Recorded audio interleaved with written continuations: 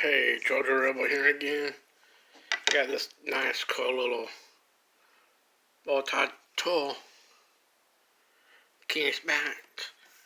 This still got a nice blade on it, partial traded. The pliers like the needles, regular pliers that's in the wire cutters. Then down here, got the center one, the one down here, it's got one's cane opener, the other one's bottle opener. Both of them got the flathead screwdrivers. They got this tool for an accessory with this pendulum magnet. They got 3 different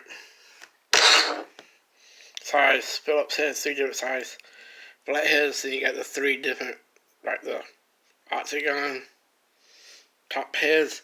Then it comes this really nice vinyl pouch. You probably can't see it, but it has 2 little compartments in the center. One's for the accessories.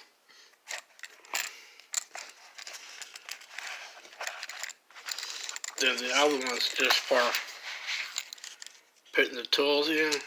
Let's see if I get it closed up so I can show you what it looks like.